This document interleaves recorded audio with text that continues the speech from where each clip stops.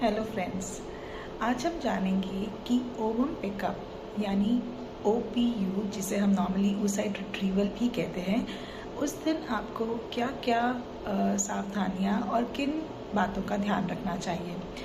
Ovum pickup वाले दिन आपको फास्टिंग पहुंचना होता है अपने फर्टिलिटी सेंटर में।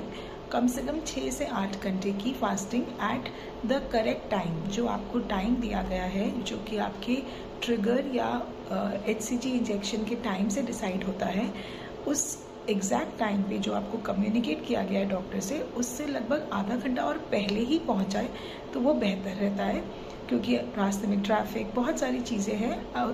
उस दिन आपका लेट होना बिल्कुल भी आपके लिए बहुत चैलेंजिंग हो सकता है। आपका ट्रीटमेंट काफ़ी उस पर इफ़ेक्ट हो जाता है अगर आप लेट हो जाते हैं। तो प्लीज़ काम माइंड से बिल्कुल रिलैक्स होकर समय से पहले आप वहाँ पहुँचें, खाली पेट पहुँचें। पानी और निर्जल, बिल्कुल कुछ खाना भी नहीं है। कुछ खाली पेट की टैबलेट्स होती हैं, जैसे कभी थायराइड की टैबलेट्स है, किसी को ब्लड प्रेशर की टैबलेट है, या कोई और अगर आपको प्रिस्क्राइब गई है तो अपने डॉक्टर से कंसल्ट करके with a sip of water, एक घुट पानी के साथ आप वो टैबलेट सुबह जल्दी उठकर ले सकते हैं और लेकर जाना चाहिए।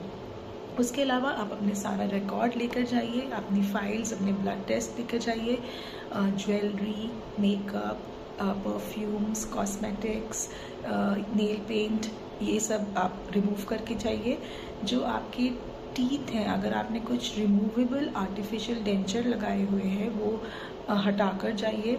कॉन्टैक्ट लेंसेज नहीं लगा के जाने हैं। अपने किसी रिलेटिव या अटेंडेंट के साथ जाना है।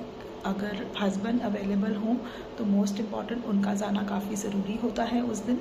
अगर वो उस दिन नहीं अवेलेबल हैं तो उस दिन के लिए पहले से अपने डॉक्टर को ये बता के रखें कि आपके हस्बैंड नहीं अवेलेबल होंगे, और उनका अगर सीमन सैंपल लेना है तो वो पहले से फ्रीज़ करा जा सके।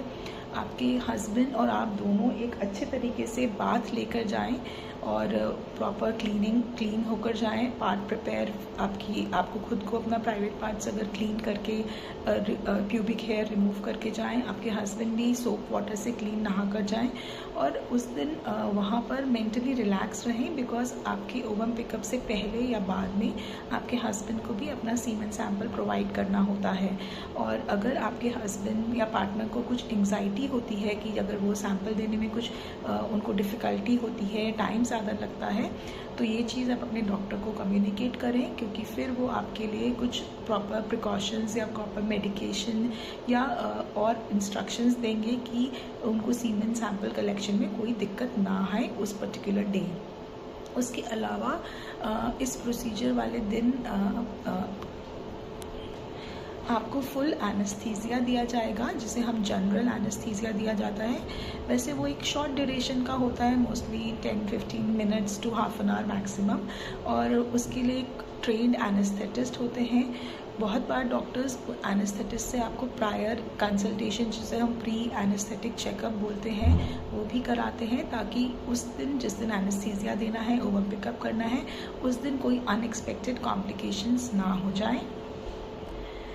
प्रोसीजर के से जुड़ी हुई आपको जो भी फाइनेंशियल इंस्ट्रक्शंस दी गई हैं कि आपको जो पेमेंट लाना है, या प्रोसीजर के बाद जो आपको ड्रग्स या मेडिसिन लेनी पड़ती है, उन सब के लिए भी रिक्वायर्ड अमाउंट मनी आप लेकर जाएं। Travelling after the ovum pickup थोड़ा सा खुद ड्राइव नहीं करना चाहिए, तो इसलिए बेटर है कि या तो आप किसी अपना ट्रैवल का इंतज़ाम करके जाएं, या साथ में कोई हो जो आपके वो ड्राइव करके ले जा सके। और ओवम पिकअप वाले दिन कुछ इंस्ट्रक्शंस दी जाएंगी आपको घर जाने के लिए, कि आपको खाना हल्का खाना है, आपको थोड़ी नींद आ सकती है कुछ घंटे देर तक, तो आप आराम करें, रेस्ट करें, हैवी वर्क ना करें। को भी थोड़ी ब्लीडिंग या स्पॉटिंग हो सकती है वजाइना से, जो कोई नॉर्मल होता है। थोड़ा पेन हो सकता है, ब्लोटिंग हो सकती है। तो ये सारी चीज़ों का आपको इंस्ट्रक्शंस डॉक्टर एक्सप्लेन करेंगे। मोस्टली तो हर कोई अगले दिन अपने अगले दिन सारी जॉब पर या रूटीन काम करते हैं, बट अगर किसी पेशेंट्स को रेस्ट एडवाइस किया गया होगा तो वो आपके डॉक्टर आपको ज़रूर कम्युनिकेट करेंगे। सो मोस्टली ये ओवम पिकअप का प्रोसेस बहुत ही सिंपल और क्विक प्रोसेस है, और एक इलेक्टिव प्रोसेस है, तो इसमें आपको कोई घबराने की ज़रूरत नहीं है। All the best for your procedure. Have a great day.